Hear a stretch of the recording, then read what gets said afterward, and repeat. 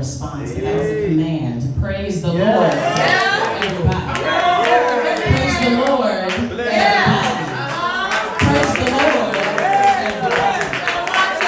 Praise the Lord, everybody.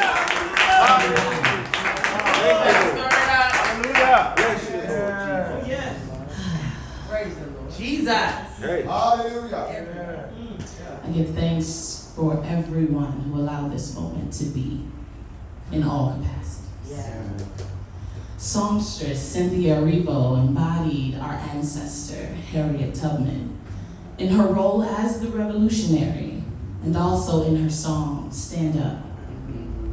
She sang, I've been walking with my face turned to the sun, weight on my shoulders, Yeah. and a bullet in my gun. Yeah. Oh, I got eyes in the back of my head, just in case I have to run. Yeah. I do what I can, when I can, while I can, Yeah. for my people. There's a saying that says, they walked so that we could run. Mm-hmm. Well, here goes. I've been running in my new neighborhood, a neighborhood where melanin is a commodity, a hot one at that, especially if you're darker than a brown paper bag. Wow. And I'm running through my neighborhood where there are pearly gates, not bars, that make you wonder what type of paradise is beyond eyes' reach. And curiosity is piqued on what's being kept under ornate lock and key. The neighborhood where access is granted in small doses. Via an access code is only a piece of that entrance puzzle. But just as a testimony, I, my friends, am someone who has been blessed with access to peek beyond some of those ornate gates into my own paradise that I get to call home, because remember, I was running in my new neighborhood. Yeah. I live in a piece of the paradise that I was witnessing on my daily run. And so as I was running through my neighborhood, the path was narrowing. Not wearing any headphones, my senses quickly noticed that the path was not only narrowing, but that I was not only alone. I was no longer alone. There was someone on that run with me. But coming in the opposite direction was a walker. Another athletically clothed body approaching the narrowing path. But the only difference in that moment that I noticed was our skin color. She was a white woman, and I was black. Our impending moment of meeting at the narrowing point was quickly approaching because, remember, I was running. And she was moving at that quick pace of that mall walker on Saturday mornings. Yeah. And we were going to get to the point in the path where one of us was going to have to step off. One of us was going to have to slow down. But one of us was going to have to yield to the presence of the other. Wow. Now, I have often read the stories and heard the testimonies and even had done it myself where black and brown bodies are yielding to whiteness on sidewalks, Yeah. in stores, opening doors, and other micro moments we yield to whiteness every day. With fear masked in politeness as we say, oh, no, you go ahead. Oh, no, after you. Or without being asked, we step off the curb so that whiteness can pass, or hold the door so that whiteness can gallivant in, even without a word of request from their mouth. So this is what I have come to call being conditioned to yielding to whiteness in the systems that uphold that color as superior.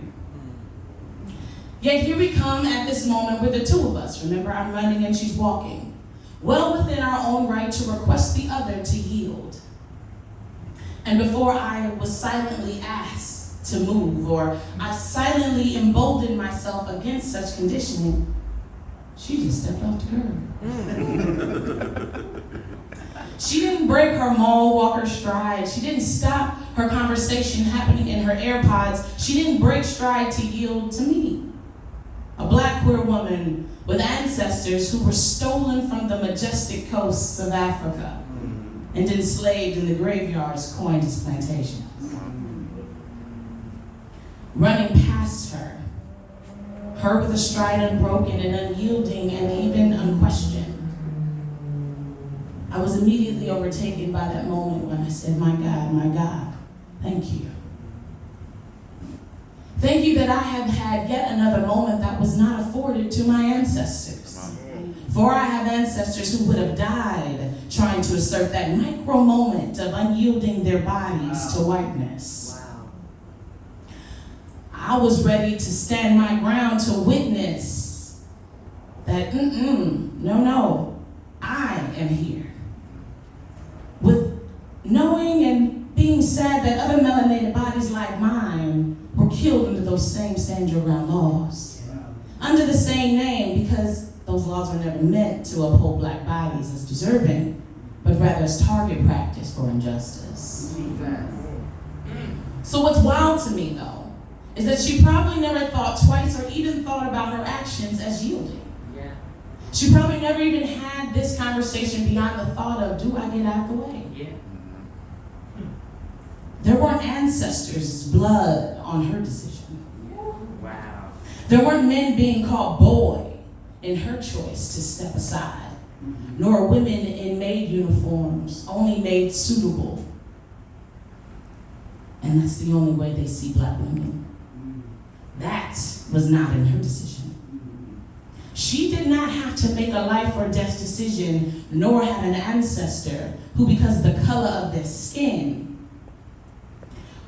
they had to grapple with the question of whether to yield to whiteness one more time in order to survive. So as I reflect on that moment of not having to break my stride, I run because our ancestors walked. I am now able to run with an unyielding stride in the midst of luxury and in the midst of grandeur and in the midst of whiteness unyieldingly. So as we celebrate Juneteenth, which is June 19, 1865. Yeah. We're talking post-Civil War. That's when the Union troops arrived in Galveston Bay, Texas, to free by decree 25,000 of the last enslaved persons in America. 2 years after the Emancipation Proclamation was signed, freeing enslaved persons in America. So the word that I leave with you today is that we have been freed by decree. Our ancestors got a decree of freedom, and it was called the Emancipation Proclamation. Yeah. Yet remember, we have always had a decree of freedom set forth by a man named Jesus. Yeah. Watch yourself. Yeah. The one we know to order our steps, to make a way out of no way, Yeah. to show up, show out, and on time. Yeah. We are free by decree, y'all, to run unyieldingly in white spaces, to run unyieldingly in heteronormative spaces, to run unyieldingly and take up space. Yeah. Unapologetically. Unapologetically. So the time has come where the decree has finally hit whosoever. Whosoever. Yeah. Whosoever. Come on now. For our ancestors in Texas, they didn't get the word until 2 years later My God. that they were free at last. Yeah. Some say. Some say they were free at last during the civil rights laws in the 60s. Well, thank God Almighty that they were free at last. Some even proclaim that people who look like us weren't free until we got to cast the vote for the first African American president. Free at last. Thank God Almighty. I'm free at last. Yet whatever timeline you want to latch onto, when the decree for black folks in America have been free at last, latch onto it. But know that any date that you choose is already passed. Yeah. Truly. Yeah. So as we celebrate Juneteenth and nod to the past, let's also remember that we too are past the due date of running unyieldingly in spaces. Jesus. It's time for us to take up space. It's time for us to be unyielding in that space. And if you ain't heard the news yet, I'm here to let you know that you're free. Yeah. You're free by decree. Pick one. You're free. Yeah. So while Cynthia Regal eloquently sang how Harriet Tubman walked the journey 19 times, we now get to run unyieldingly in freedom, limitlessly. Yeah. So happy Juneteenth, but it's past Freedom Day. Yeah. Now get up and run.